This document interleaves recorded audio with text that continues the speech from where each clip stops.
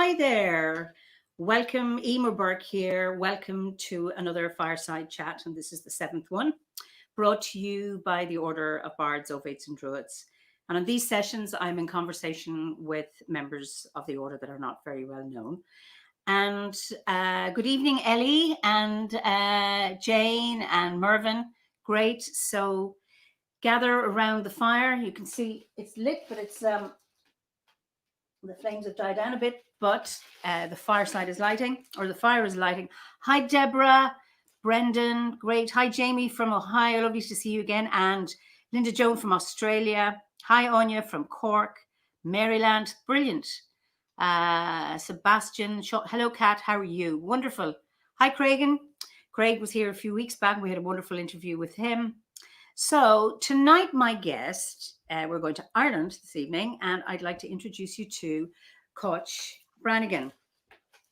Hello. So Cáit, you're very, very welcome to this Fireside Chat this evening. And just before we go on, I'm just looking at a few more people. Carol from New Mexico, Linwyn Davison from Derby, somebody from Calgary, Saoirse from Australia, lovely to hear an Irish name. Donna from Pennsylvania, Luna, Carola, wonderful. Listen, great to see you all. So, Cáit, I remember meeting you in, I think it was 2006. Must be about then. In Dundee at the Earth, Sky, Sea weekend, when you were facilitating, or one of the facilitators of this weekend, along with Annette Perch, who's also a member of the Order, and Gina McGarry. And it was really interesting in the first day talking that we discovered that we're both members of the Order. Absolutely. And then we didn't meet again until 2010, and we met at Huntington with Olivia Robertson. We did. I always think life is so interesting how we find each other along the way. I mean, it's, of course, through common interest, we're brought to places of, commonality.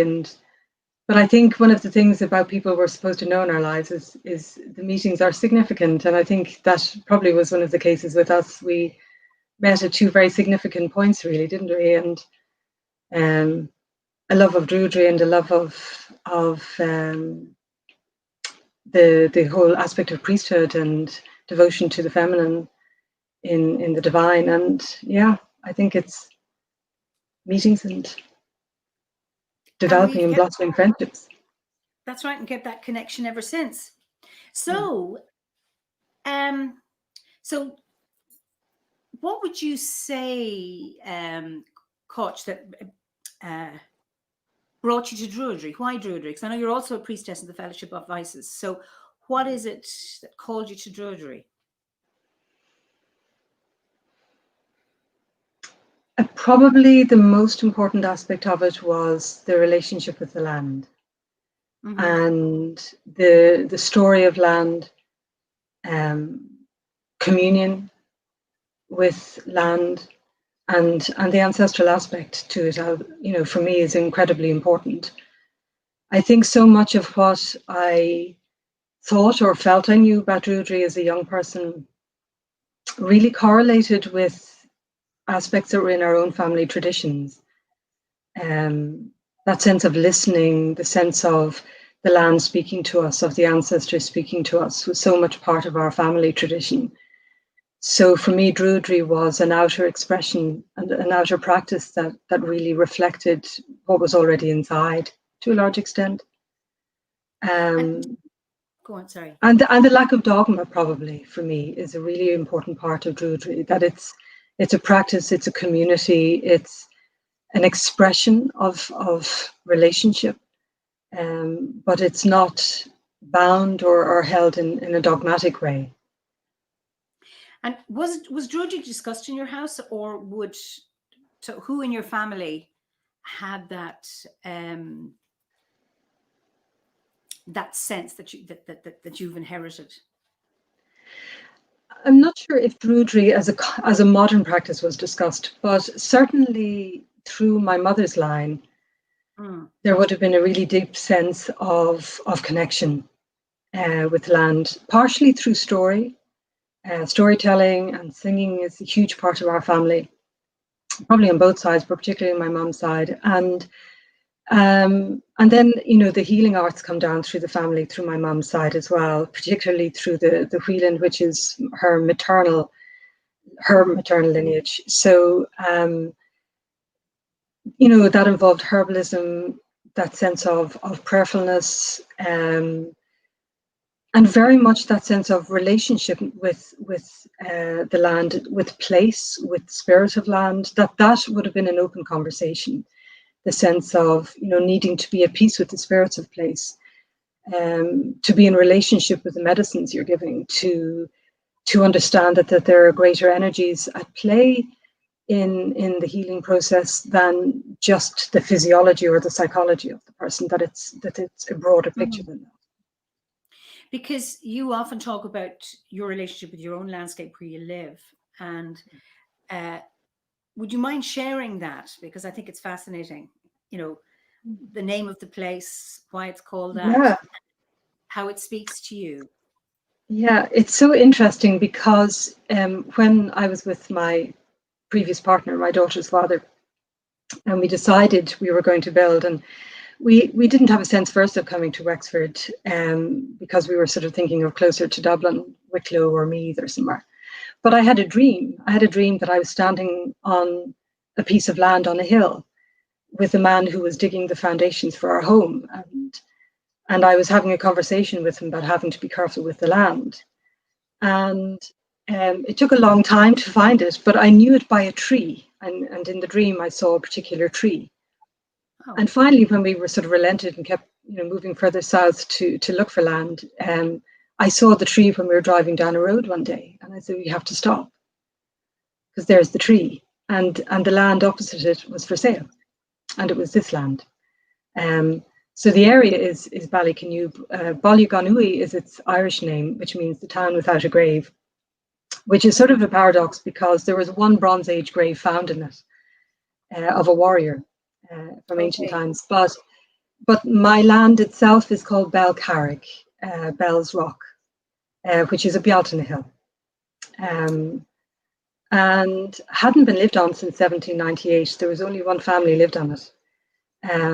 And they allowed for Roach and his men to camp here during the rebellion. There wasn't actual fighting here. It was a place of rest. And it had been used, we found out also, after that, as a burial place for unbaptized babies, because obviously in those days, babies who were not baptized were not allowed into graveyards. Mm-hmm. And for a lot of mothers, the idea of having them buried outside of the cemeteries was just too upsetting. So they were buried up here because it was felt that the fairies of the land would look after them and protect them, because it was a sacred place. And then the oldest story of it is that it's the hill of the Iron Giant, and there is huge iron in the land. I mean, it runs red. And that the Iron Giant used to throw stones at the giant opposite. And that's the giant of your mountain, is the Blackstairs. And it's so funny because in the Butler Castle, when I'm looking here towards Kilkenny, there's a little groove in the mountains that looks into Kilkenny. And when I'm in Butler Castle, I see the groove looking straight towards my house. It's so funny. Wow. So, so these giants of the ancient stories then came to this place of, you know, fairy dwelling and the Bealtaine Hill with the fires lit in this area. It's the highest hill in this particular locality, and then became this resting place for the rebels, and then later the babies. And for me, it was so interesting when we came. I did a lot of blessing on the land and work with the land for the spirits to draw in a little bit, so that as we dug into the hill for the wooden house to come in, that it wouldn't impede on the hill. Mm-hmm. And then did a ceremony afterwards to draw them back out again. And for a long time, we just had constant presences around the house, so much so that people who don't usually see spirits were sort of saying to me, "There's someone looking in the window." And it was sort of funny for a while. And it's settled now, it's quieter and very loving and a very held space for us here, and wild. I mean, it's so hard to tend it. I was consoled a little bit listening to R.J. Stewart talk once about Banfasses he knew from Scotland who basically got, consumed by their land. The wildness just took over, and sort of made me feel a bit better about mine. But I have some great help with our friend Pamela at the moment, who's supporting me and trying to keep it just a little bit tame. Not too perfect, just a bit tame. And so yeah, it's a challenge in one way because of that urge for the hill to be its wild self, and at the same time a really peaceful place. It is a magical place, and I have been there, so I can vouch for that, and vouch for the wonderful gardening skills of Pamela, a fellow priestess. Yeah. Absolutely. I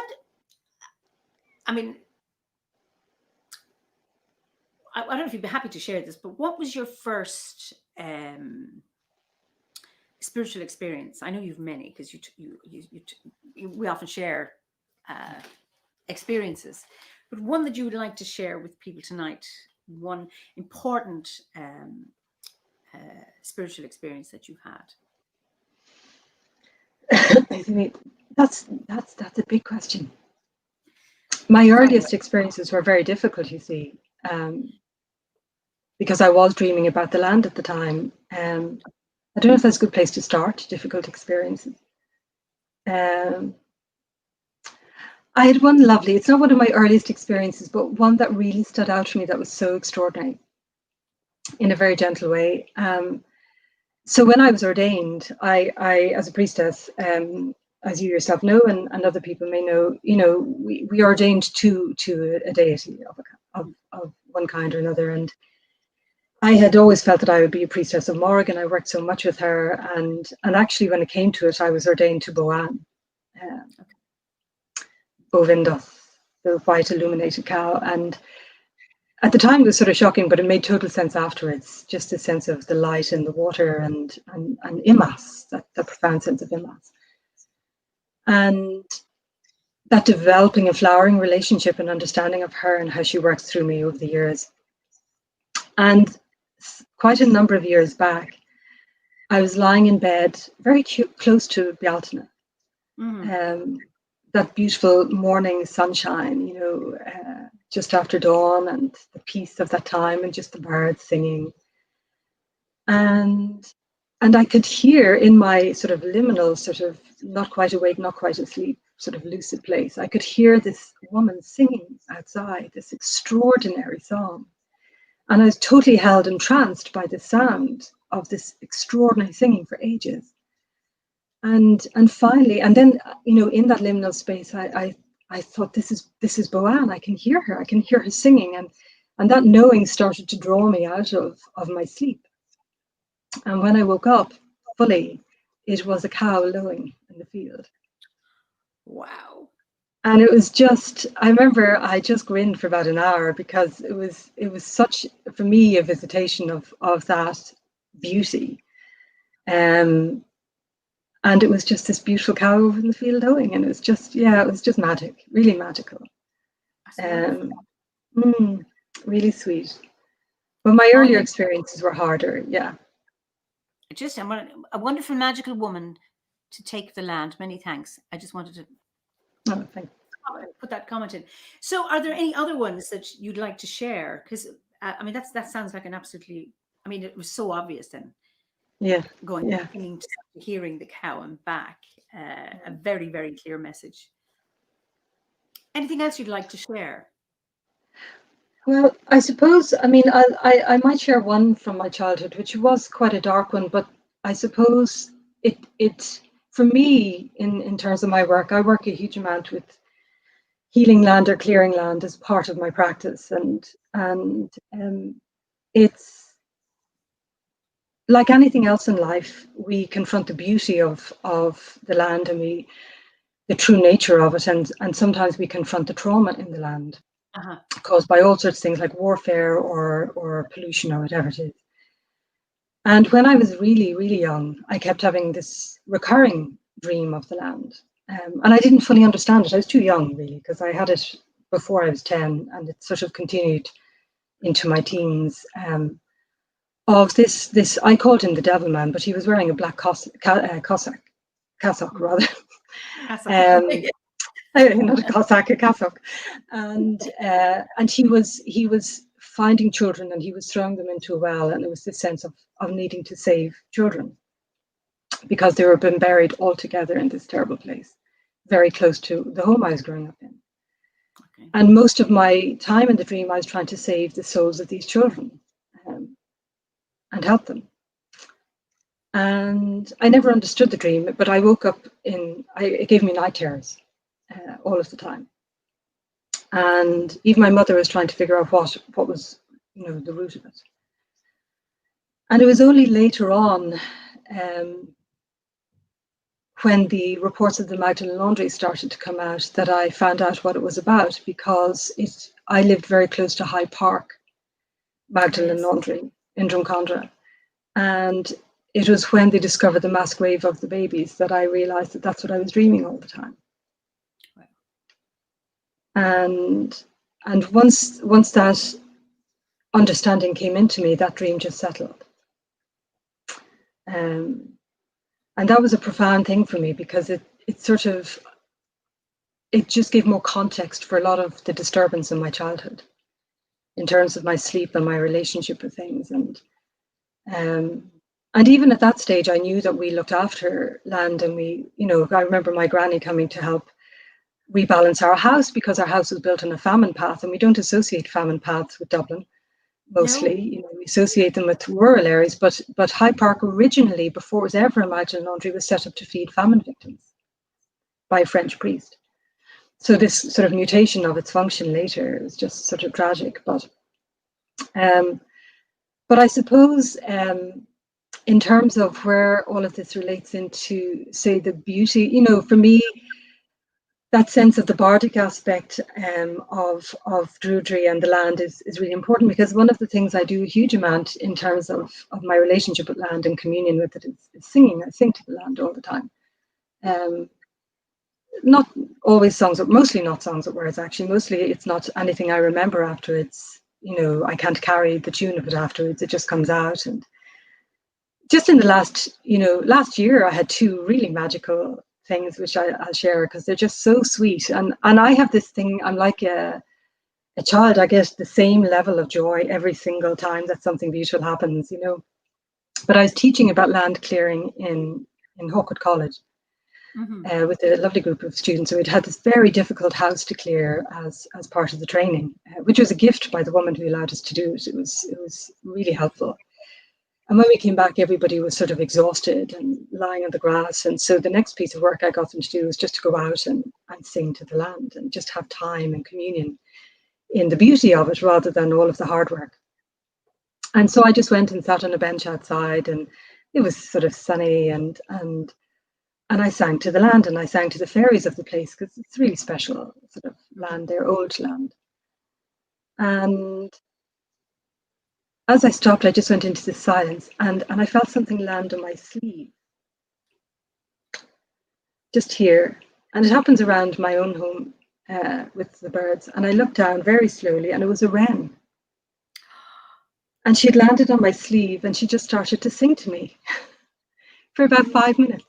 She'd look at me and she'd sing to me, and then she'd look around the land, and then she'd look and she'd sing to me. And it was just one of those really beautiful, sweet moments of just, without any agenda going into the land, without any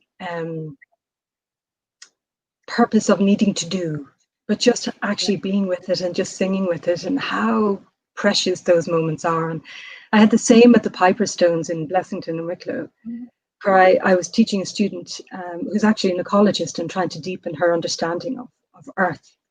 And so it's exploring all of these practices for that. And she went to sit at a particular stone, and I went into the circle and had noticed that there was a stunning mare there with a very, very young foal, just about steady on her legs. And I wasn't going to sit in the circle first. I didn't want to disturb them, but my guide said, no, just go in gently, just sit over that side and just be quiet. And I sat down with my back to the stones, and the sun was shining, and it was sort of cold, but the sun was intense at the same time. And I just sang to the land, and I sang to the horse, and then I just went quiet. And again, that same sort of theme, after a few moments, this shadow came over me. And the horse had come with her foal, and she bent down on her front legs so I could pet her face and introduce me to her foal. And we just had this time of just getting to know each other, with the foal sort of glancing over and blinking her gorgeous long lashes at me. And it was just magic. And for me, that's as much Druidry as any practical thing we do, as any overt ceremony, because that's, I think, what the heart of Druidry is about, is this beautiful communion and recognition of just this essence in everything, whether we call it magic or nwivra or vitality or whatever it is. It's this beautiful essence in the land that we're part of, if we can just pause, you know. So yeah, it's like it's the being of Druidry rather than the doing of it. I mean, exactly. those are such gifts. Those just, and I mean, I suppose it's a reflection of how sensitive you are to your landscape and to the world around you. I mean, and I witnessed it myself, being with you, you know, at times. I'm wondering, and I don't mean right now, but would you sing at some point this evening? I can at some point, yeah, definitely. Okay. So just when, and maybe you've already said this, but when has Druidry supported you? Is there a time in your life when it was Druidry that supported you? Probably many times. I think probably through the major changes in my life. Merging, for me, that it's all of the things I've learned, whether it's priesthood training, whether it's Druidry, for me they're all one picture. It's not separate things, and my family tradition being a huge part of that as well. But certainly through the major changes, having my daughter, I had a home birth and created a ceremony for her birth, and just that sense of the presence of Bridget infused into all of that as the midwife, and the sense of that blessing of the elemental aspect in the ending of my relationship with her father, and that just those transitionary periods, I suppose, is where I feel the real support, because it keeps us really grounded in the actual experience itself, and the movement from whatever maybe change we're going through emotionally, psychologically, physically, and trying to always reach back into that place of compassionate understanding, and again that sense of everything in life being a reflection back to us, so that even if we're going through terrible hardship, and you know, there are times in life where we go through experiences where we feel at a certain point we're a victim, and I suppose one of the joys for me of all of these spiritual practices is helping us to move out of that consciousness of, oh, this has hurt me, to what am I learning here, how am I growing here, what is my impact in the whole situation, and that constant challenge to grow in I'm reticent to use the word wisdom about myself, but for any of us to try and reach that place of wisdom in regards to a situation, and compassionate understanding, so that we can grow from it rather than be bound by it or that. But also, I suppose the other thing for me that it really helped with was confidence in using my voice for my practice, in taking up the harp. I always would have written poetry, but I usually wrote poetry at times of hardship, but actually finding the joy of poetry as well, and all of these things. So yeah, a bit more confidence in my relationship with the arts. That's been really helpful, and I love the fact that it has this, you know, I'm a bit of a wolf. I love community, and I love being part of community, and I also like to wander off and up a hill or in a wood by myself and get lost down some unknown path, and I love that Druidry embraces all of that, and doesn't judge for being one or the other, or both, or neither. You know, it's that absolute acceptance of who we are, regardless of our background and regardless of our social aptitude. It's something I really, really appreciate, and and it allows us to be just ourselves and helps us to come to an acceptance of ourselves, I think, too. Yeah. That's something I love about Druidry, and I suppose the order, I suppose, is that Druidry finds so many expressions, you know, as a solitary Druid, within a seed group, a grove, going to gatherings, camps, retreats, or not at all. It's that there's no one way. And how the Gwers encouraged us all along to find our own path and our own way and our own way of expression. What would you say for you was the most difficult grade, or which one did you find was the easiest, maybe? I know that's two questions. Well, here's the thing. I take ages doing it all, right? I take years. Anybody who's in the office will tell you that. I sort of come back out and haunt them many years later, and they're like, "Who's that person again?"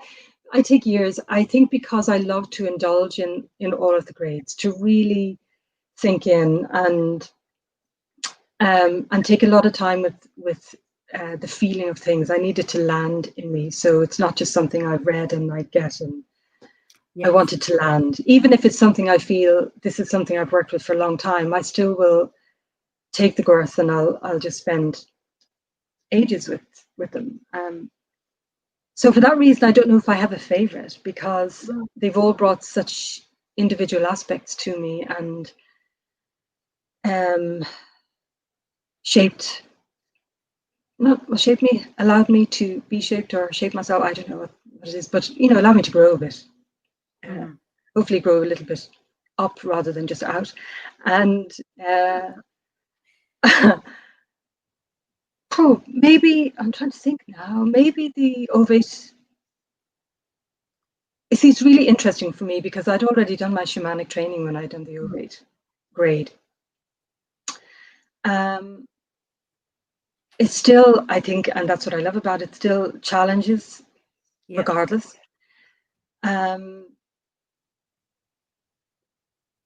I suppose what it really, I didn't find difficult, but what it really pushed me to do was find out more stories about just family experiences in that whole aspect of ancestral work. I mean, you know, obviously that would have been part of shamanic training also, but realizing I don't remember why that happened in the family. Okay. And that acknowledgement of how those stories still play out for us, how they still shape our responses or our thought processes. I think that's a really wonderful gift of the ovate grade is this deep dive into our story, and that story is so full of other people's stories. And you know, like my granny never got over leaving Roscommon and going to Dublin, even though she left when she was 5. And that was part of her story in her life, was missing her home. And of course that story would have been part of what I grew up listening to, and of course that weaves into my story, and as all of our ancestral stories do in our family stories. So I think that was something that I really appreciated and probably poked and prodded me a little bit, and still does, and I'm glad of it, you know. So I don't know if I preferred one over the other or found any more challenging, but that would have been something that really stood out for me at that point was, well, what are these stories? Are the stories I don't know about, and what are they? Yeah. I think knowing our story, and I suppose this is part of these chats, is hearing people tell their stories, well, part of their stories, because it's only an hour and a half or whatever. But that, and I had a conversation earlier today about someone's story and how we can get locked into a unidimensional story from a place of hurt or a wound or a trauma in the family or in the line or whatever it is, and that being able to delve into a story, whether it's a negative story, a happy story, sad story, that it's what makes us, and that we can rewrite it. I don't mean change it, I don't mean wipe it out, but that allows us to reflect on that. And you mentioned, you know, the ancestors and being able to do ancestral healing, which is part of ovate work. And that goes on and on and on, because I've done it many, many times and I still need to do more and more. Yeah. Ancestral because these stories emerge in layers. It's never just one. Okay, this is you. Yeah, Story exactly. from us common. Let's sort that one out. And it's like, no, there's Yeah, another layer, and another layer, which absolutely. makes life very rich. And our stories, no matter how seemingly ordinary, Mm. are fascinating because they're stories of of resilience, of resourcefulness, of courage, of all Yeah, sorts of things. absolutely. I suppose, you know, leading on from that, one of the questions that I probably found difficult at the start of the Druid grade was that theme of how do you want to be remembered, and all of those things, and having that complete Irish response of, oh well, I can't say that. No, no, yeah, oh, yes, I know. Whatever you do now, don't look too big for your boots. Don't, you know, and really having to work on that, and you know, and also obviously not go into that place of I don't know, not by not going into places, but to really reflect on what the most important things. And you know, instinctively I'd have things that I would say, but really having to go in and fall into that question and explore what are the reactions I have to this question. Some of which will be tied up in ancestral themes, and some, as I say, racial, and then obviously my own personality, which has its own quirks and fallibility. But yeah, those sorts of questions now definitely would have, in the Druid grade, give me that sort of pause of, okay, let's sit with this and then. Yeah. Those kind of questions, and I did this in another context, the same exercise. And when you're asked, you know, how are you going to be remembered, that really forces you to take a huge look at yourself. Really does. You know, we have, what is it? Delusions of grandeur, but you can have delusions of poverty as well, or delusions of less thanness, which is the opposite. And that, or I'm not good enough, can be a grandiose notion about yourself. And how being challenged to be the best possible person that you can be, or the best version of yourself, which is around how do you want to be remembered? What would you like people to say about you? Well, then go out and make sure they do. But it really challenges you to be the best possible person you can be, and to step Yeah. outside. And this sounds I'm bragging, or this is whatever. Yeah, exactly. And from a place of integrity, really, you know, that it's coming from a true place of the heart rather than a contrived place, you know. And I think that's I suppose what I do love about Druidry, that very, very gently in the verse, there is this sort of look at that again, go in and have another look at that. Ask it this way, ask it that way. And I appreciate that, because I think we're all growing. Look, we all have personalities, and we all have flaws, and we all have gifts and skills and all of these things. But I think one of the things I've often said to people, and I feel very strongly for myself, is it's really important not to become complacent. Yes. You know, to feel, oh, I've made it and I don't need to do anything else now. That's it. I've completed this. But I think the whole nature of life is this constant evolution and growth, and there'll be times we make mistakes and we think I should have done better. Why did I say that?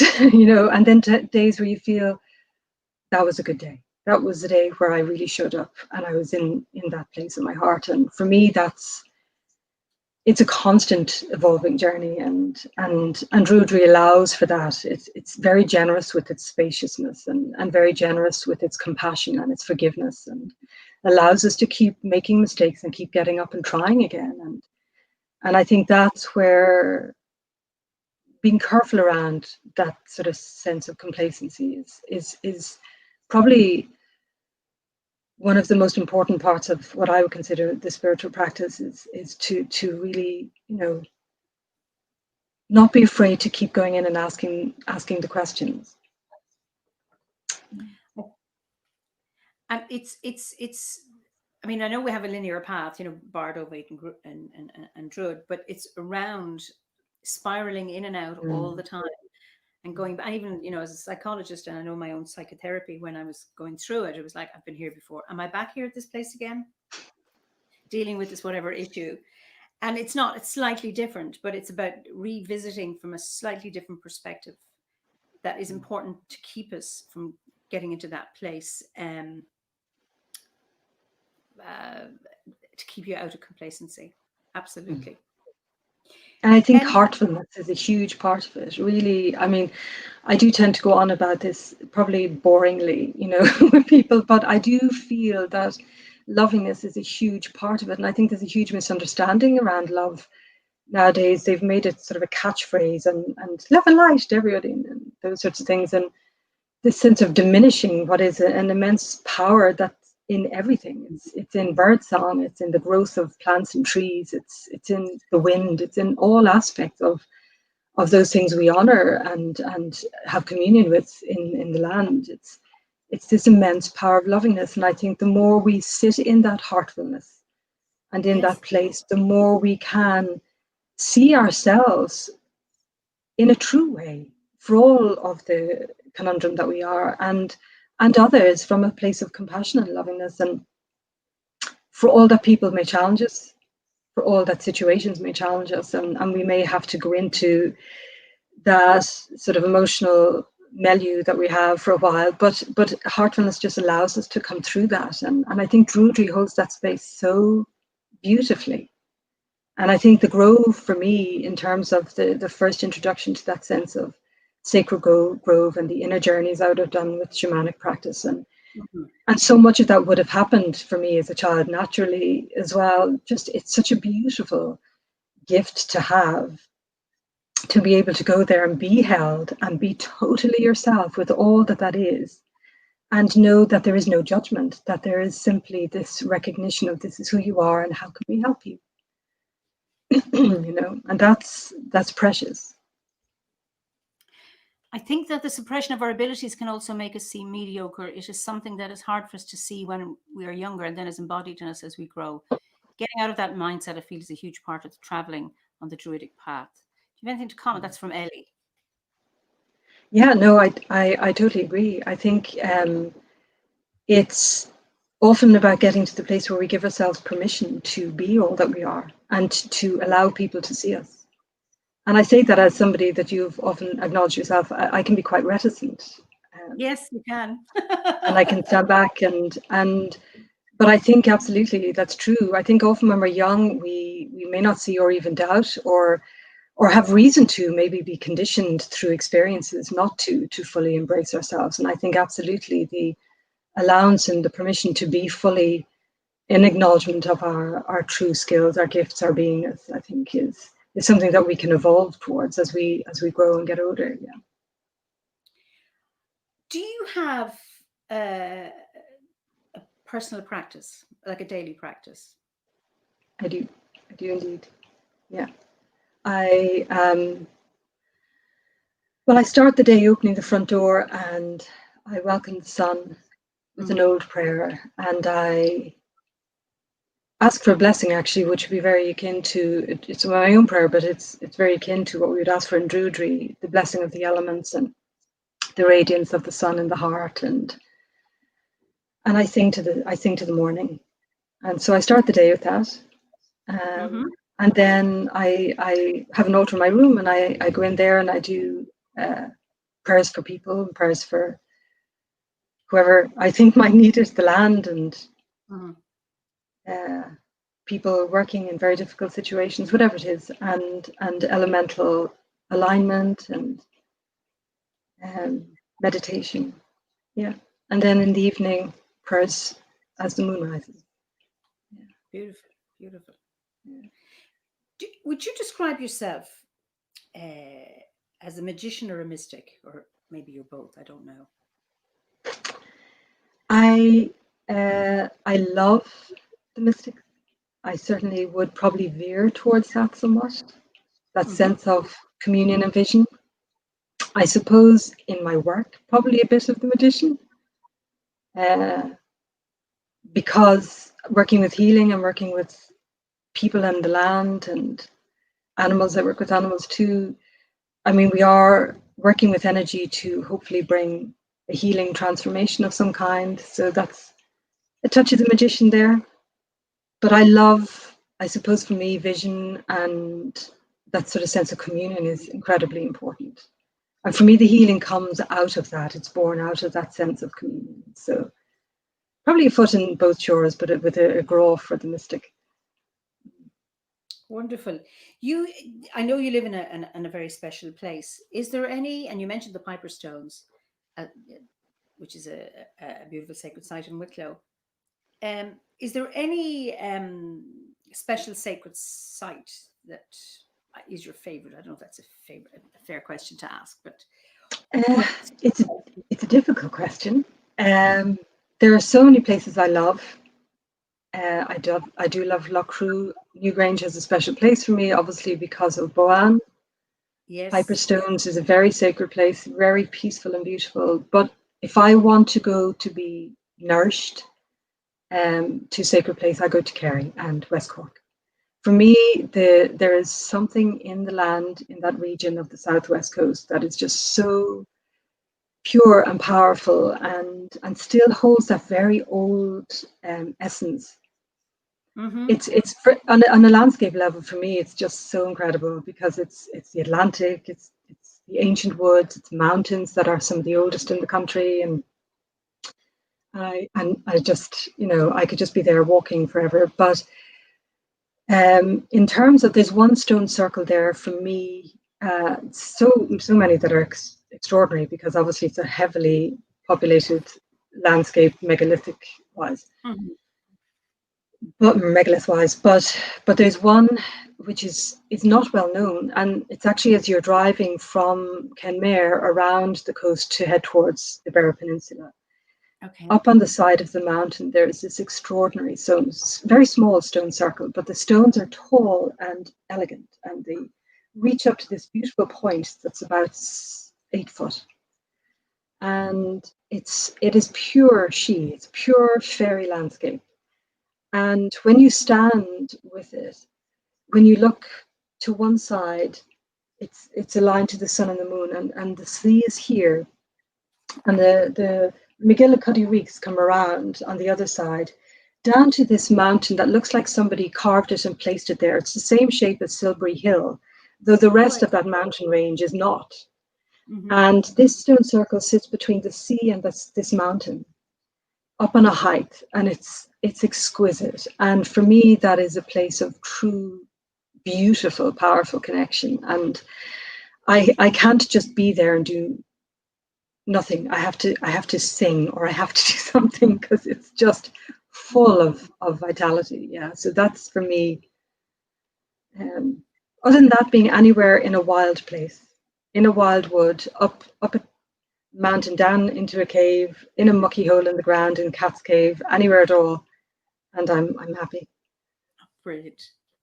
What would you say?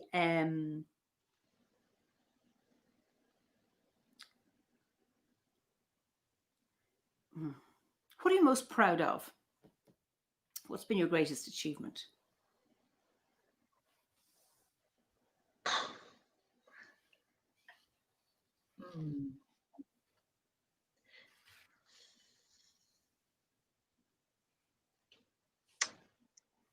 That's very difficult. I don't know. I'm not going to say my daughter, though I am incredibly in awe of her, because I didn't achieve her. Yeah, I understand. I have to bring her in. I'm really proud of that. I'm really proud that I have to bring in this gorgeous woman that she is.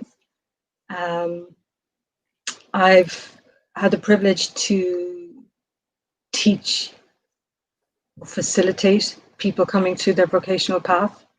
Again, I don't view that as my achievement, it's their achievement, but I'm very proud of being a witness to their journeys. And there's some beautiful workers that have come through my rooms, that have worked with me for a while. And I suppose one thing I feel about that, and why I would never claim that as my achievement, is they come with everything they have. My role is only to facilitate them opening that up, but I'm proud to have been a part of that for them, just to witness that for them. You help them shape it. Yeah, or maybe give expression to it, or understand it sometimes more. what am I most proud of? I'm going to say probably a silly thing, but probably showing up day by day. Not because that makes me in any way special or anything. We all are doing our best to show up, but trying to show up with lovingness, you know, and to hold that space for people, and no matter what the circumstances are. It's one of the things that I've always said in my practice, my work practice, that the door is open to anybody. So I get the rape victims, and I get rapists, I get the drug addicts and the drug dealers, I get the whole spectrum. And my heart's vocation around that has been that it has to be a safe space for whoever's willing to come in and do the work. And that's sometimes difficult because obviously somebody will come in and say something, and it's very challenging. You know, I've had people that have said, I want my wife gone, and they don't mean it by divorce. And, you know, and having to really work with all of these different aspects, or people's deep grief, or whatever it is. But I suppose if I'm proud of anything, it's showing up and trying to hold that loving, safe space for whoever comes in the door. I know, I've witnessed it. I've seen you do that. I've seen you, you know, be with incredible compassion where I would have found my own challenged, and you would be your best compassionate self. And I think the interesting that, you know, when you say you show up, and often that can be a huge challenge for any of us. And I'm wondering, what has been your biggest challenge that you've experienced, that you've overcome?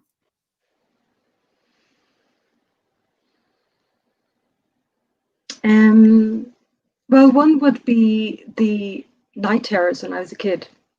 I remember when I was 11, having woken up again, sweating and sobbing, and realizing and I used to have to get my mother to leave the landing light on so I'd feel safe. I was sharing a room with my poor sister, God help her. Oh my God, poor child. Anyway, I remember I thought when I was 11, I'm going to have to learn to deal with this, because if I don't, I'll never be able to live on my own. And saying to my mom to turn off the light and close the door, so I'd be in the darkness and see what I could see in that, and not be defeated by it, not be so petrified that I went mad. And so by the time I was 15, I had learned about this, and it's so interesting to me in terms of healing and clearing land. So much of what I saw then was a preparation for that. So that probably was one of the greatest challenges for me at that point in my life. And I suppose that gave me the capacity to deal with other things that happened later, very difficult things that were quite traumatizing. And but that gave me the capacity to figure out how to just keep going, to move with it. So probably that. You're incredibly gentle, because I know you, but you're also a force to be reckoned with. And I don't know if you'd like to tell the story of what you did one night with a sword. Oh my God, I don't know if this is a great story or a shameful one. Yeah, no, because as I've said to a couple of you, and I've said this to Pat Booker as well, I'm probably not a natural pacifist. No, I'm not probably. I'm definitely not a natural pacifist. I was listening to Peter going, oh my God, Peter, I'm not. I probably because I grew up in the north side of Dublin, and possibly because the Branigans are, you know, one hand on their crest is the red hand, the other is the white. But so yeah, on that note, I was lying in bed one night, and my brother had left home, and I was in a reenactment group. So I have, from that time, I have an Irish full broadsword, not sharpened, and a dagger, which is the equivalent length of a Roman sword, really. And I was lying in bed and heard somebody getting in the window of my brother's former room. And so I jumped up and put something on, because I was sleeping naked. and grabbed my sword and crept out of my room in and saw a man getting in the window into the house, obviously to rob it or something. And so I ran at him with my sword, doing a big roar, and he fell out the window and fell down into the garden and then jumped over the wall and ran away somewhere. And it was only after he left and I looked down, I realized that what I put on only went to my waist. So I literally had nothing underneath. So whether he fell out the window at the shock of my bare arse or whether he fell out the window because the sword is something we'll never know. So it's like, yeah. I have my own image of that. I think it's brilliant. Yeah. What are you grateful for? My daughter, my family. We have our ups and downs like every family, but yeah, my family. My friends like yourself and Pat and all my friends. Also my family. I don't view friends as separate to my family. You're all family to me, and going into that sort of non-pacifistic aspect of myself, I would die for my family. I would, yeah. So for people I love, that's probably the greatest thing. For having the opportunity to live in this place, you know, in nature, in Ireland, in a country where we're not persecuted all the time for being women or being whatever. I'm grateful for the gifts I've been given that allow me to witness things that are beyond the physical.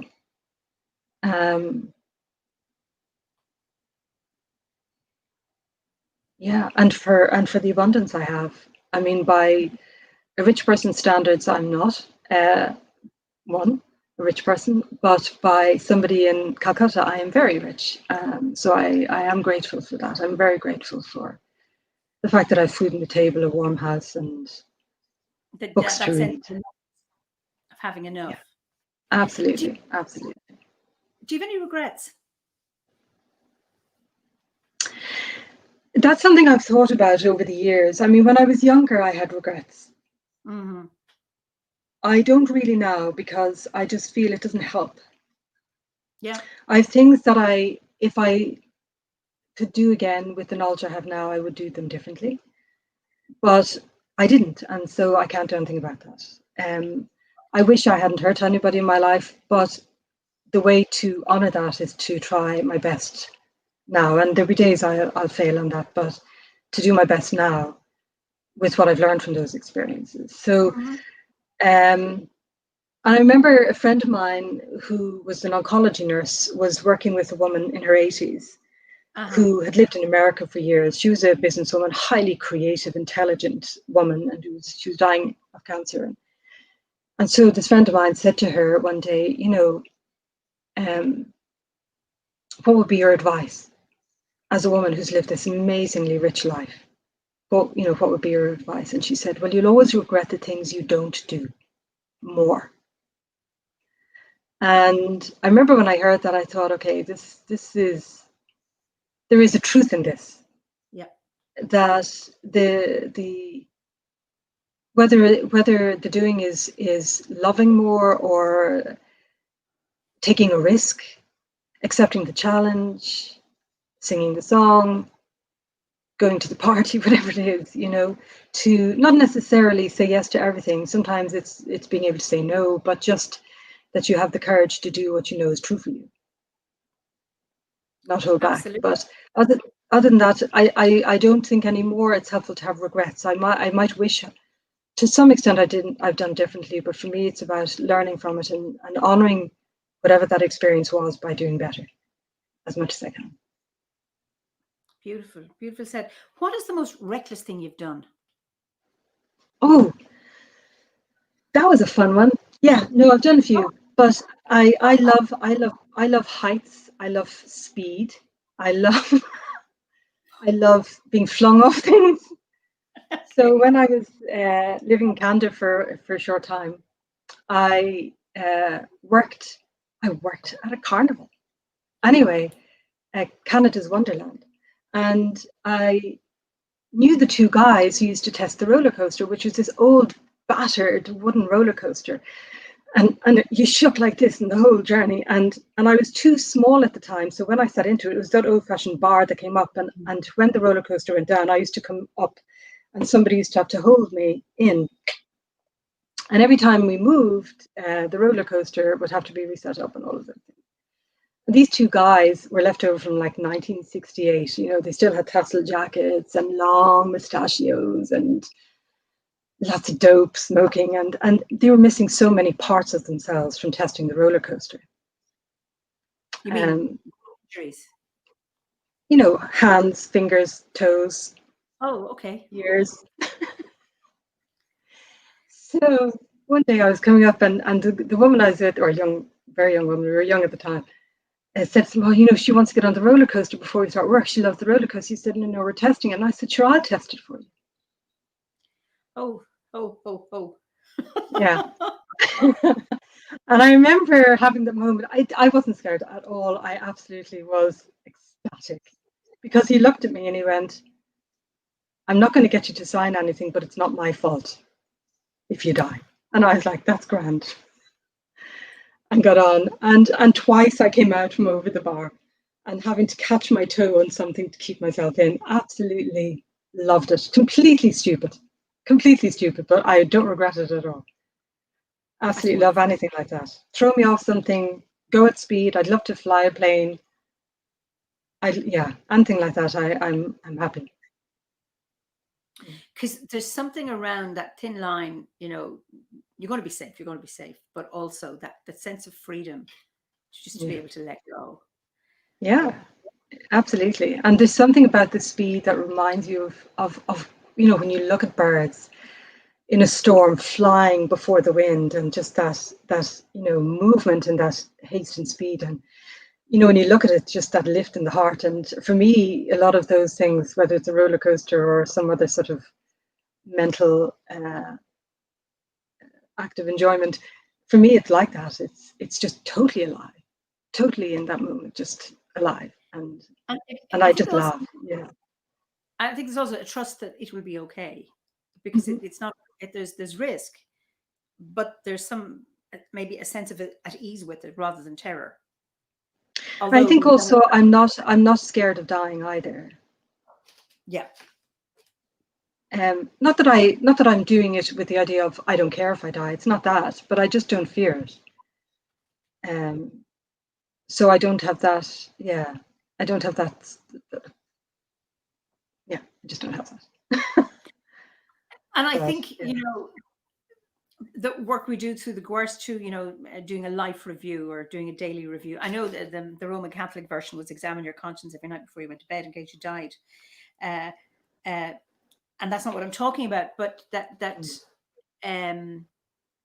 being prepared, you know, each day could be the last day, living as fully as you can, for as long as you can, so that when your time does come, then it's okay. It's a bit sooner than I would have liked, but you know, I have enough done.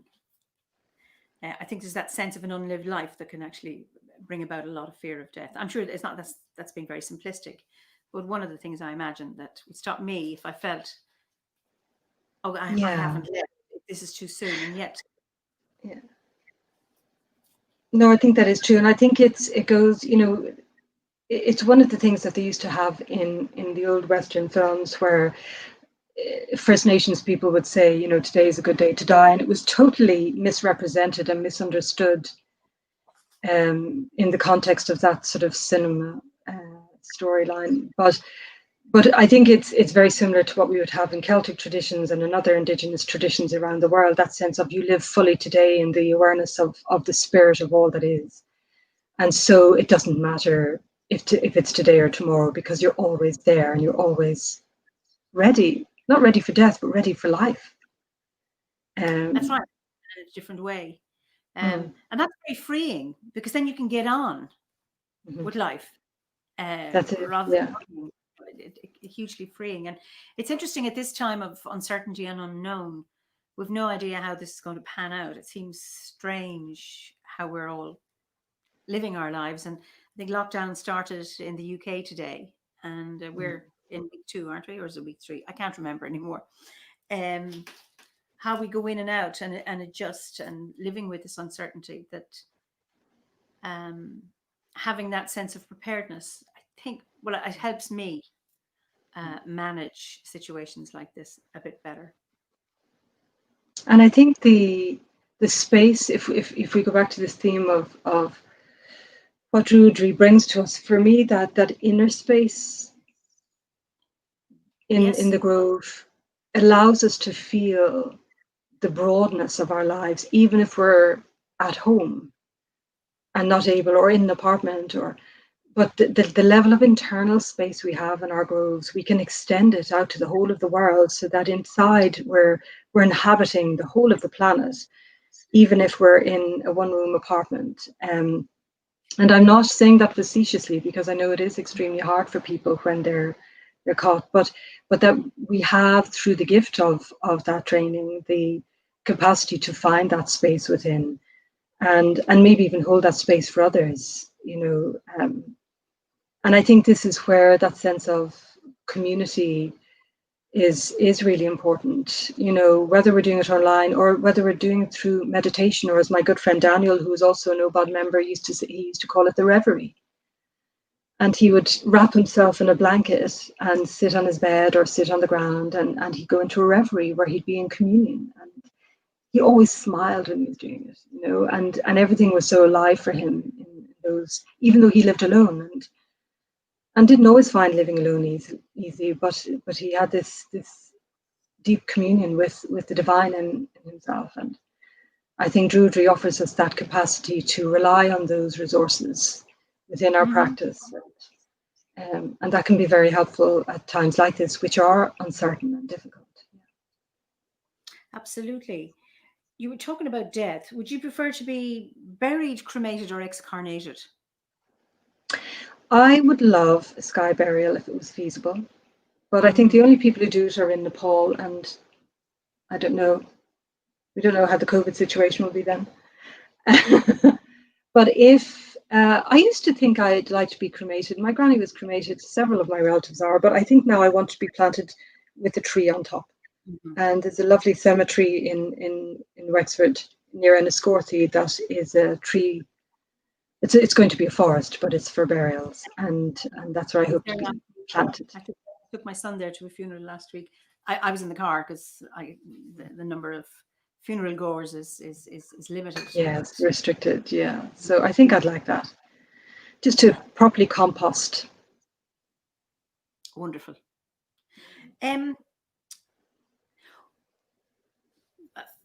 One concern that you have about the modern world? Probably the same concern that is rampant really at the moment is the divisiveness.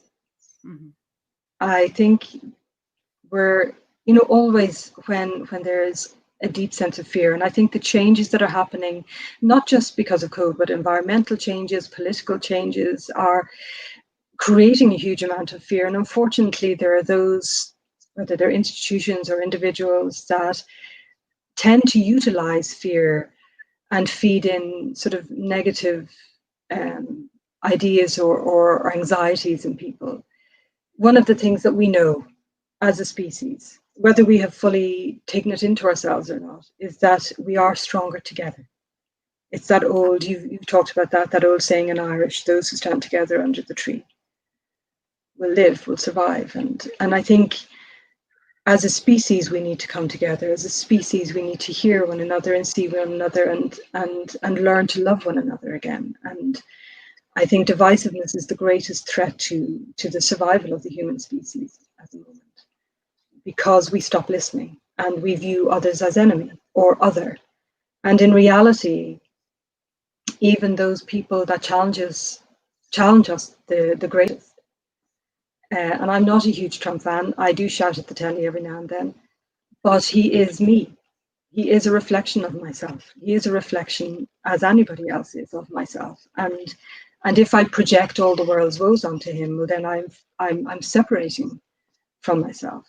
And I think it is so incredibly important that we come together, that we recognize that everybody is in the same boat. We're all in this together. And the more we can do to unify with respect, with lovingness, with compassion, with love of our diversity. And I don't necessarily believe that tolerate is the right word, because tolerate for me is putting up with, but to actually love the diversity, to embrace the diversity, just like we would not just only have one flower in our house. We'll have a range of plants. I love all of the different flowers in my garden. I love the fact that there are so many diverse human beings. Some challenge me, and that's my challenge, not theirs. But we were created with different color, creed, thoughts, creative capacities, body sizes. That's the gift of us, is this incredible beauty in the diversity. And I think it's so important that we do come together.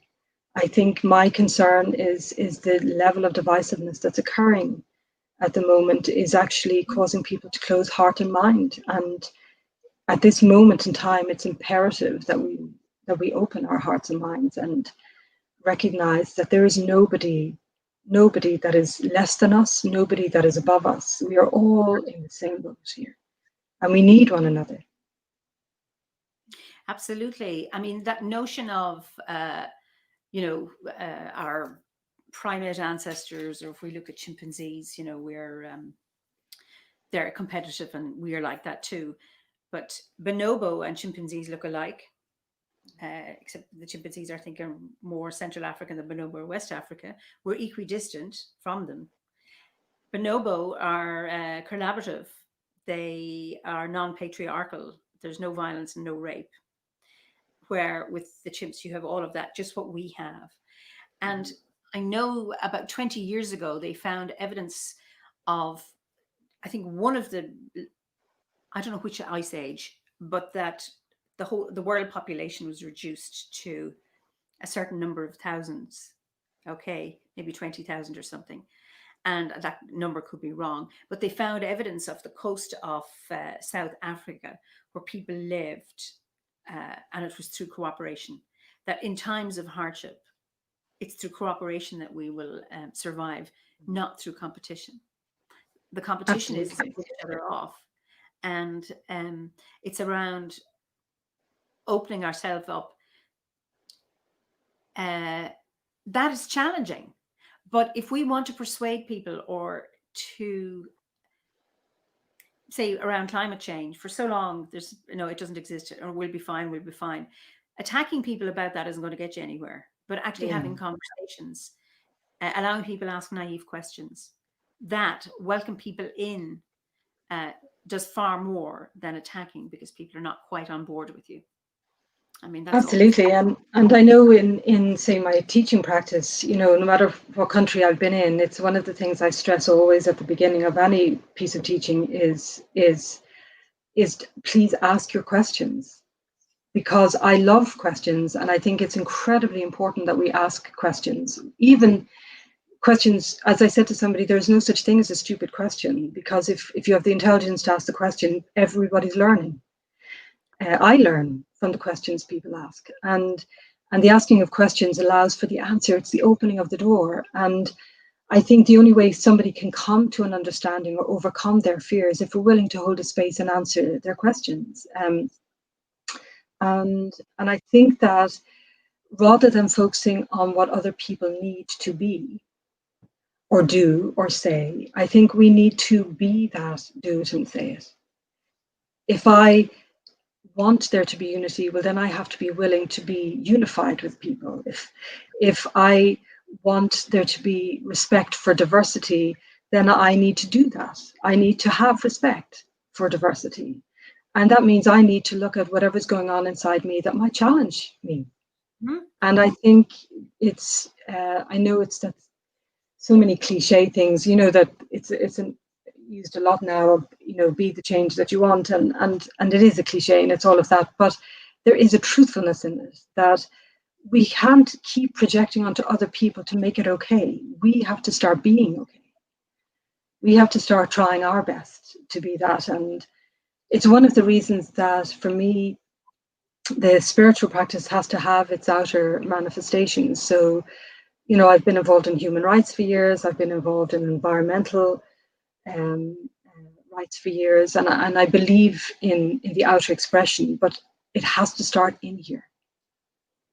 Absolutely. It just does. It does. And, you know, I've sat with people who've in my workroom who've had very challenging things to say, and I still have to hold a safe space for that person, or I'm not doing my job right, and that's challenging.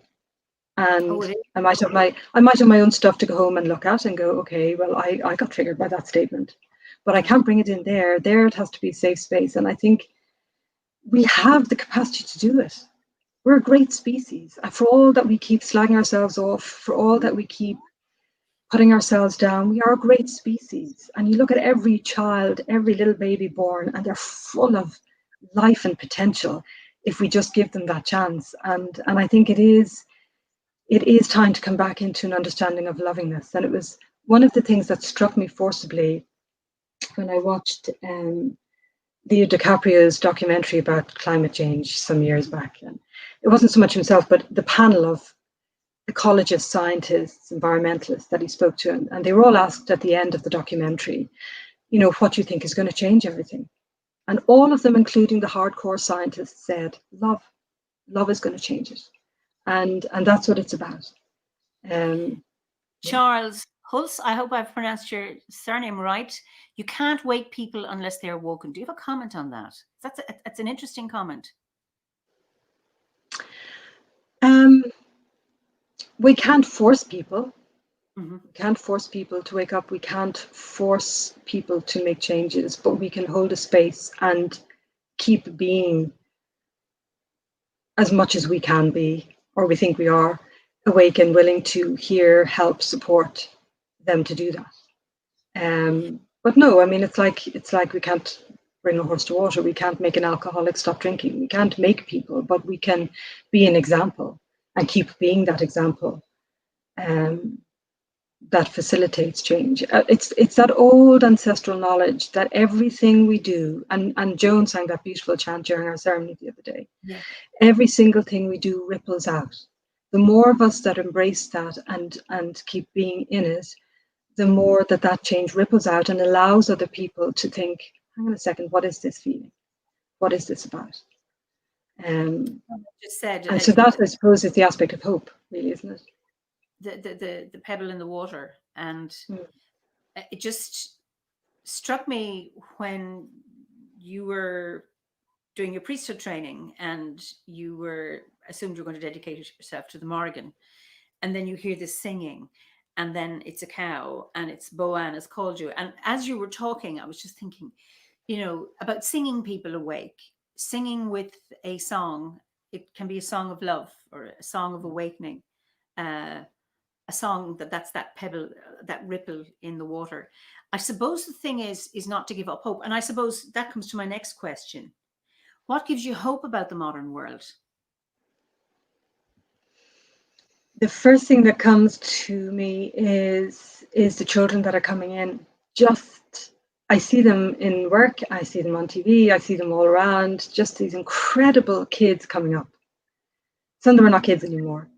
I've had kids come in that their parents don't understand how to communicate with them because these kids are so far beyond them, and they book in for sessions with questions, and all they want is answers to these questions so they know how to do what they need to do in the world. And you're talking about 10-year-olds, 6-year-olds, 12-year-olds coming in, and profoundly intelligent, gifted children who are going to do stuff in the world. And I just, that the innate aspect of human beings to reach towards truth, to reach towards lovingness. And I know we get it wrong so much as a species, but we also get it so right. There are those moments where we reach crises and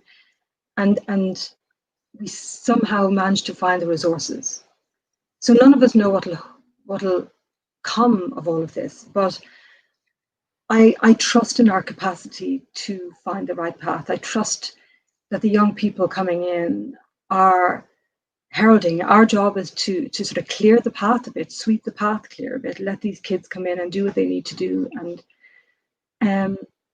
And also the fact that there are so many people who are loving each other. Mm. And I don't just mean friends and family. I mean, it was somebody, I can't remember who sent it to me today.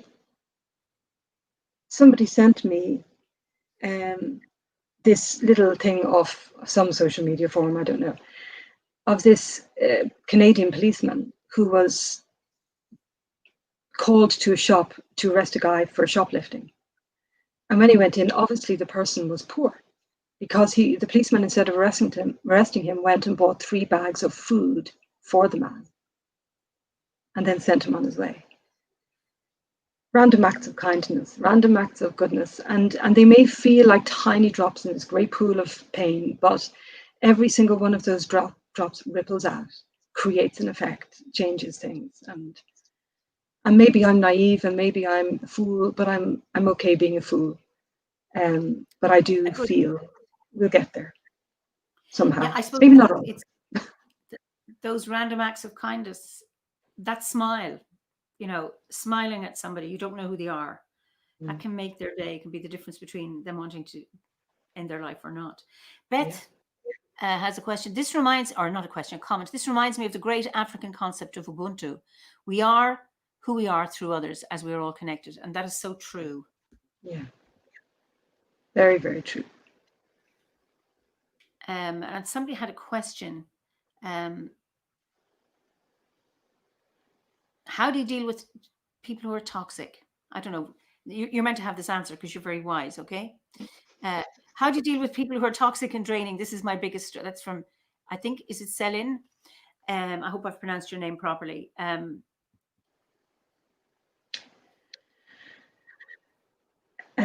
probably going to give the cheesiest answer ever.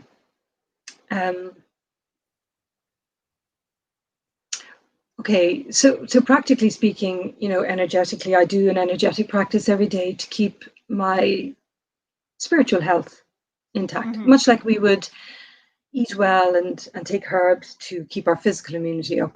We do practices to keep our spiritual immunity up. But one of the things I will say is, and I'm getting really boring and repetitive now, is lovingness.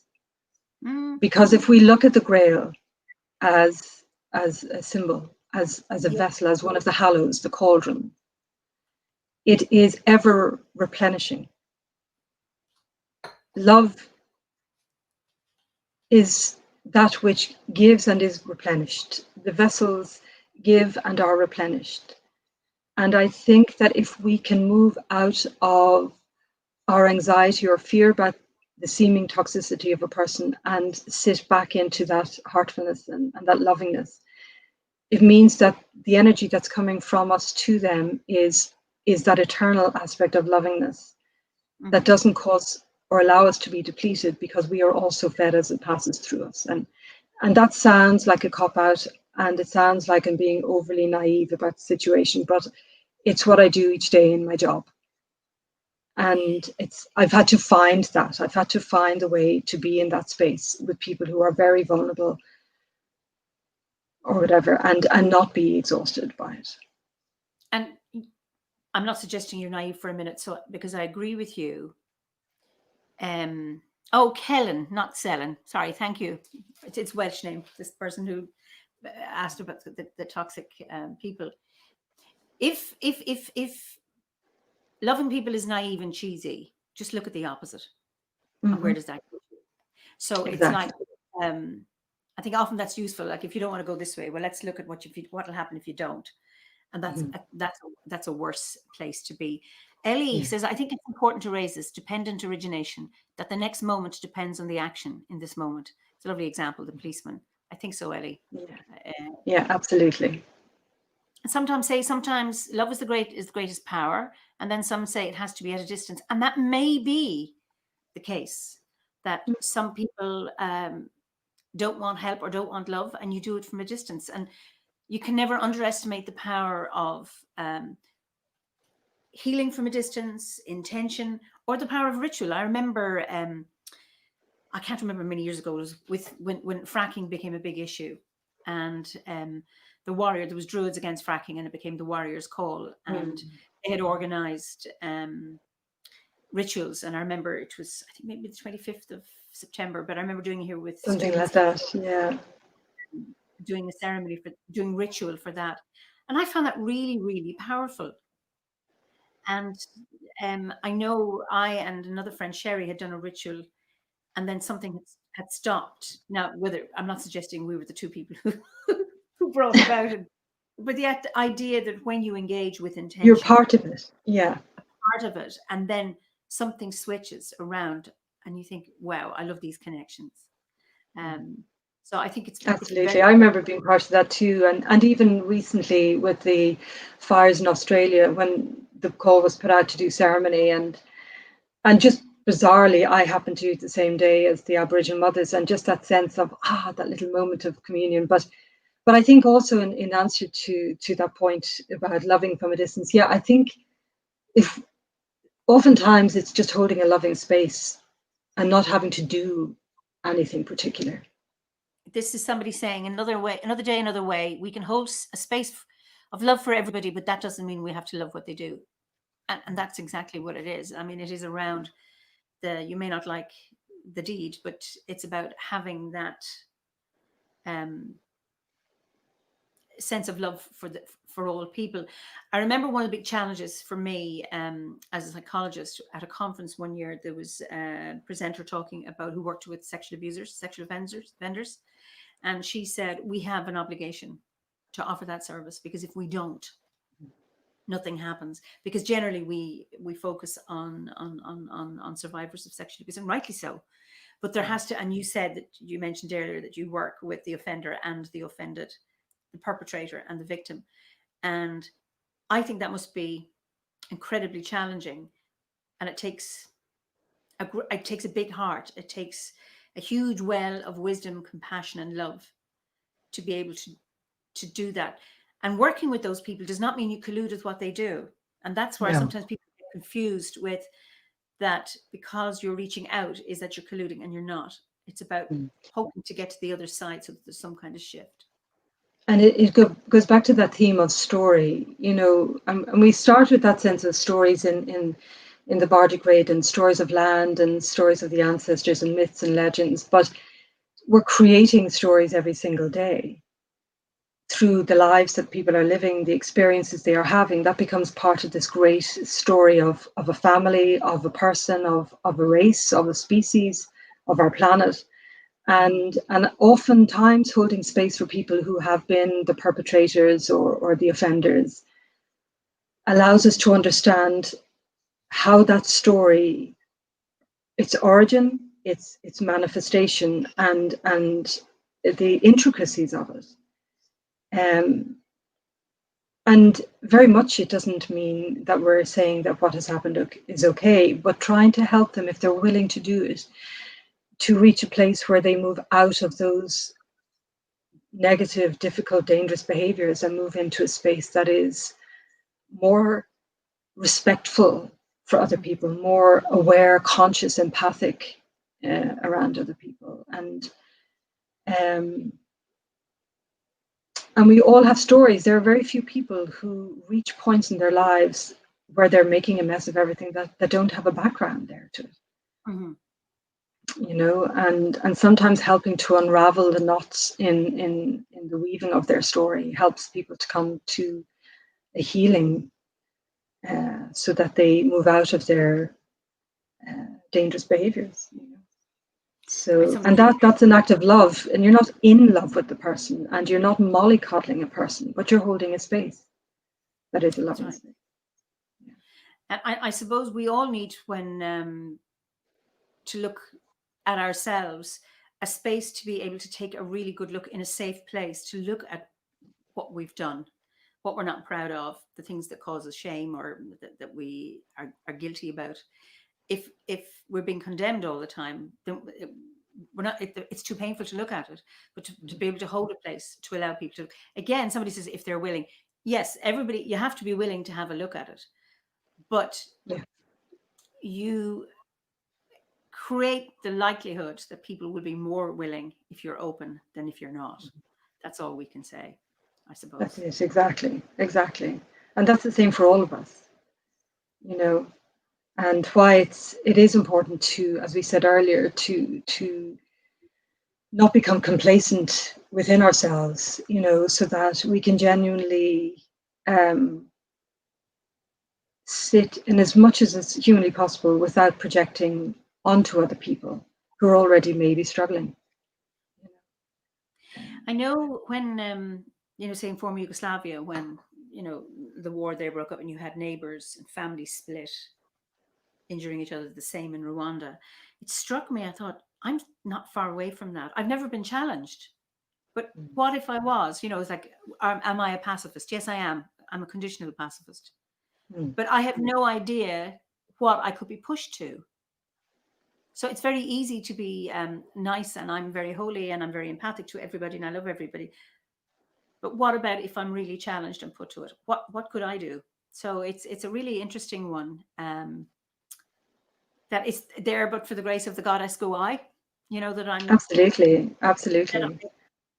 that I can be as kind as I'm difficult. I'm not an easy person. I'm not suggesting that for a minute. That I'm easy, but that I have capacity for compassion because I have the conditions that allow me be. So I mean, if I had everybody attacking me, I think my compassion would be gone out the window. So there's those kind of things. Yeah, absolutely. I mean, I think it's none of us really know. I mean, like yourself, I would be somebody. Well, I probably have. I'm less of a pacifist than you, but I choose to live a pacifist lifestyle, so to speak. I know I have the other in me, but I know that I have that raw. But I choose other than that. But it's. I don't think any of us truly can say, hand on our heart, that we know how we'll respond until we're in the moment. And I would hope that I would always choose a non-violent way of approaching things because I believe in that path of non-violence. But I think until we're in the circumstance, like places like Syria, it's very easy to sit and judge people in their responses if we're sitting in a peaceful place in our home and we're not sitting in the middle of a war in Syria. Absolutely. You're so grounded, Coach. Are you an earth sign? I am a Taurus with Aries rising, so I'm a bit of a Vesuvius. I don't believe that for a minute. Oh, I am. Is there a person in your life that you admire? The first person that came to my mind was my mother, actually. Yeah? Tell us about her. Well, obviously, she does this work too. She's had ME for a long time. She's a very strong person, very, very truthful, full of integrity, strong, super strong. But has this capacity for lovingness. Absolutely has that. And right through this time when she's had ME, where she's been very, very debilitated, she's never lost herself, never let things fall. She's just kept working on herself through all of it to hold that center. I'm a very wise person in many ways, That's something to be really admired, because I think when your body lets you down, and if you're in pain or it's not working, how to be able to hold your own space within that and not become obsessed with the pain or the disappointment of, or focusing on what you can't do. So I have a lot of admiration for somebody like your mum who can do that and hold that space. Yeah, I think, wow. I'm probably Deirdre, my best friend, Deirdre. Deirdre Wadding, absolutely. Yeah, there's a warrior. She is, with sword in hand. With sword in hand, absolutely. Yeah. Is there an influential person from history that? Probably several. I suppose one of the people I really admire is Stephen Biko. Mm-hmm. I admire him so greatly for his demeanor in the face of the apartheid system that he lived in. And I mean, obviously Nelson Mandela is another amazing character, and all of the people who were part of that anti-apartheid movement. But what I love about Stephen Biko is he never let himself get pushed out of his central core of true seeing and true compassion, despite the fact that it cost him his life. And I read somewhere once somebody said his movement is deemed to have been a failure. And I just thought, how blind are people? Because he fed this extraordinary story into the hearts and consciousness of not just South Africans, but people who heard, read, saw him, that Black is beautiful, that Black is intelligent, that Black is something wonderful, and it's gifted, and change the consciousness from this horrible diatribe of oppression into something other. And I just find that incredibly beautiful about the man. I really admire people like Hildegard of Bingen. I love the fact that she was both practical and mystical all at the same time, this profound herbalist, this woman who stood against the dogma of her own church, and stood for lovingness in certain circumstances, who had this very chatty relationship in her mystical life with Jesus. It's brilliant, isn't where it? she'd lie in her bed and have a chat with Jesus. I love that, and live to a good old age despite living in pain for most of her life. Yeah. How old was she? She lived till late 70s, early 80s. Okay. And she was crippled with arthritis for most of her life. Oh, okay. Oh, there's so many people I admire. I'm trying to think now. I'm going to forget lots of people.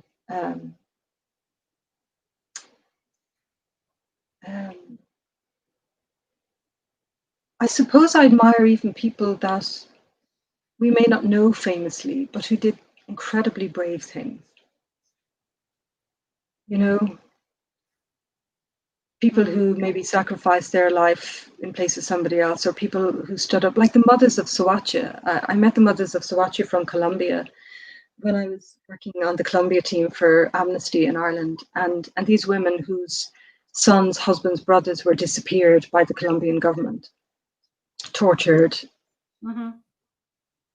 came over here, having never left Colombia in their entire lives, came in the harshest winter we'd had for years, never had seen snow, had to learn how to walk on ice, never had done it, saw the sea for the first time in their whole lives, flew in a helicopter for the first time in their whole lives, and then had to come in to Department of, or to the Justice Committee with me, came in to speak to human rights workers, came in to speak to influential people in Ireland, constantly telling the same story.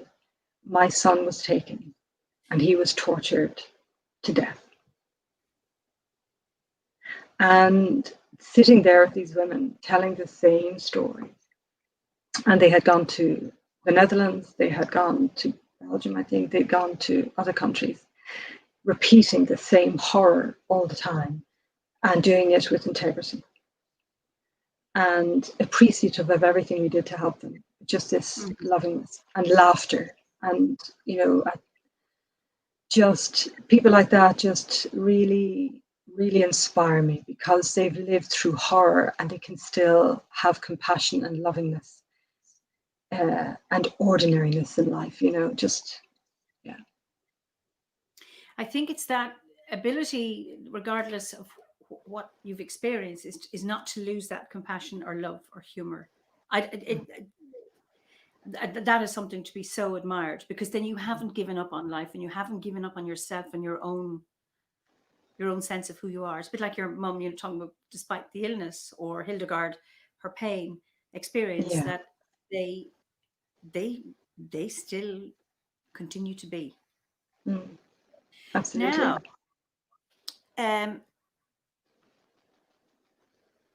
if you had an alternative career, what would it be, or a study path? When I was younger, I wanted to be a singer.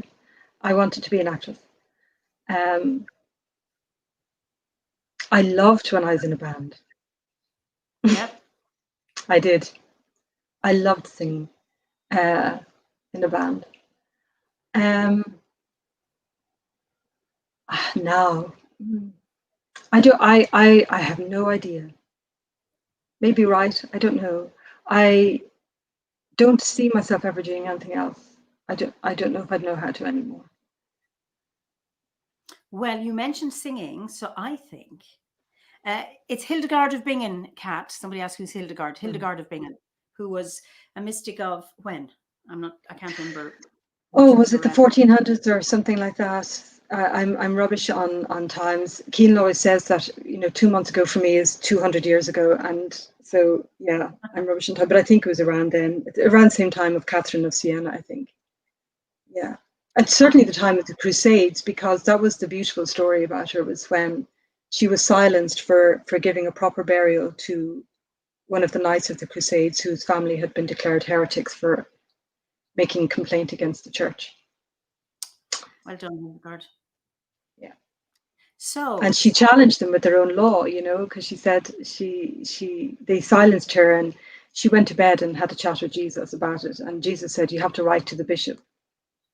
And so she wrote to the bishop, and the bishop came with the Inquisition to interview her. And she basically said to him, "I don't follow man's law, and you're trying to prevent, or you tried to prevent the burial with man's law. I obey God's law." And she was found innocent. Brilliant. I love it. So, away lath. Oh, you're looking for a song now? I think so, because a number of people said earlier on, please sing. There's lots of the comments at the moment are giving information about Hildegard. So I think now is a good time while we still have a bit of charge. Yes. So are we looking for a song, an ordinary song? An ordinary song? You don't sing ordinary songs, nor do you sing ordinarily. So you sing extraordinarily. Well, I'm trying to think. Will I sing a song with words? Whatever. This is your choice. Oh God. Okay. Is what you sing. Okay. Because I'm having a mild heart attack, I'm just looking for words in case I forget. So it's really funny. It's a funny thing, singing for people as distinct to singing for the land. My heart pounds just a little bit faster when I'm singing for people. So Okay. I'm going to sing maybe Lark in the Clear Air. Can I sing that? Lovely. Nice and short. Beautiful.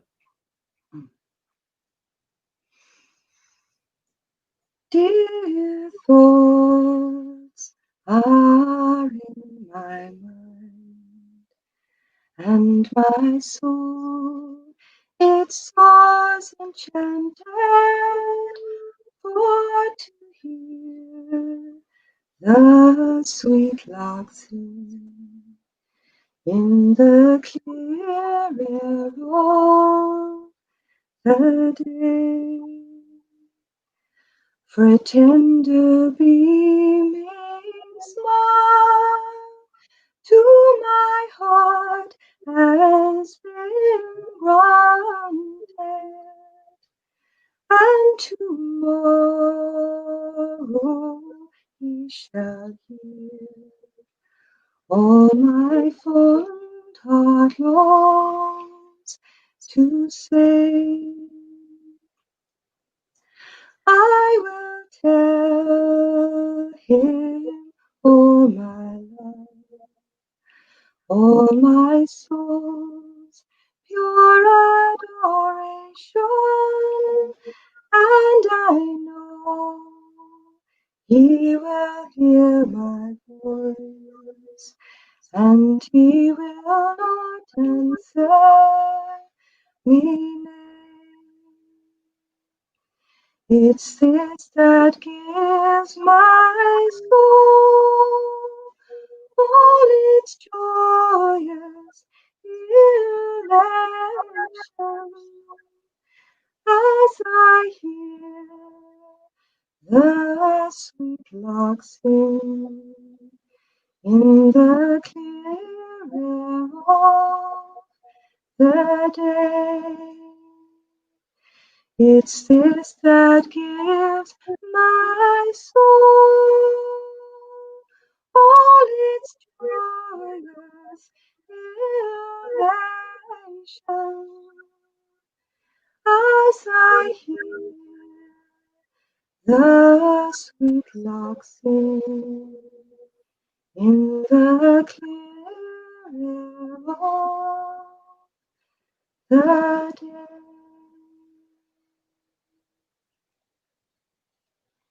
That is absolutely beautiful. Absolutely wonderful. You could sing anyone awake with that voice. Absolutely magical. Somebody says, so beautiful, brings tears to my eyes. And there's lots of applause for you. Beautiful voice. Wonderful. As you have, and you know that. Thank you. That was, and it was just, it came across perfectly, which sometimes these mics, you know, on laptops are not, can be a little odd. Somebody says goosebumps. Absolutely. Beautiful song and beautiful voice. So, just what is your favorite season? Your Eightfold Festival. I mean, we're in Samhain now, and of course, Samhain is the month of November in Ireland, and we're now coming into that Samhain. So, just any words on this before we finish? I love the turn of every season. I suppose maybe because I was born, you know, close to Bealtaine, I love that burgeoning of spring. But I also love falling into this time of Samhain and the darkness of winter. I love the holding of it. Mm-hmm. Yeah, for me, it's the turn of every season. That sort of beauty and the gift that each of them bring to us, the opening up to the light and the joyfulness of getting out and about. But sitting by the hearth fire, exactly as we're sort of doing, I know we're doing it from a distance, but sitting by the fire, telling stories, having that sort of companionship of loved ones, I do love that time of year as well. And the celebration of each festival, you know, is incredibly important for me, because it's like the passage of time, and yet also there's no time, because we step into that liminal place. And so when we sit down to tell the stories, you know, I've lost 3 good friends this year in the summer. Yeah. I have another friend she's dying at the moment, leaving 6 children, and it's a brutal time. And I suppose for me, I mean, at the moment I carry the sadness of that, but they're so alive still. And when we tell the stories and when we gather for each season, they're with us again. And yeah, so I love the magic of all of it, really, the flow of it all. Yeah, I suppose I find Samhain very poignant for me because of the people I've lost in my own life. But then it's just like, well, when I'm in each festival, it's like, this is my favorite. And I'm glad that we've one every 6 weeks. It's a lovely reminder of where we are and how we marry our inner landscape with the outer. So, Cáit, it has been such a joy. Thank you. And I really, really am so happy to have been here. I'm so grateful for being asked. And yeah. And this is like, you know, somebody says, what a warm and genuine sharing from the hearts of 2 wonderful women. A blessing. Many thanks to you both. I'll be starting the Druid grade soon. Good luck, Maggie. But it's just, you've been just amazing. And it's just such a joy. And I've known you this long time. And there's stuff I heard tonight that I hadn't heard before. And it's just lovely to have these chats. I know, yeah, chance to talk. And I'm starting with people I know, and then I'm getting to more people I don't know so well. And it's just really, really lovely to be able to discover more. And I'm really surprised at what a lovely medium this is for people to share. And somebody said to me that they felt that the conversations were too long to dedicate to sit down and watch. And I did, and could I give permission to people not to sit and watch, but listen to it while they're doing their cooking or doing something else? And I know people do have it on, or watch them in different phases. These are for people to watch live, not live, watch a recording in small little sound bites or whatever. But it's just great to be able to have this. And I think this is maybe one of the gifts of this pandemic, is that it gave me the idea of doing this. Otherwise, we'd be out doing something else. So it's just great to be able to. And we're adaptable as a species, if nothing else. Absolutely. And I never thought I'd say it, but thanks to technology. Yeah. So thank you, and everybody. I look forward to seeing you next week. So somebody said, I've just become a member of the order. This feeling of connection and community is a huge part of the reason why. Thank you. Got this. Well, Amanda, this is why I joined so many years ago, and it has given me a sense of homecoming that I never ever imagined that I would get. So I'm so pleased to be a member of this order too. So everybody, I look forward to you. Don't go away, Coach. Okay. I'm just going to put you into another room for a minute. Just thank you all for tuning in, and I look forward to seeing you all next week when I have another mystery guest for another fireside chat. So Banachtina Hauna, Jeev Galer, the blessings of sound to you all in the Northern Hemisphere. And Bealtaine here goes for a month in this part of the world, but maybe down on it's only just the weekend. But anyway, the blessings of Bealtaine to those of you in the Southern Hemisphere. So goodbye for now, and all be safe, and slán go fóill.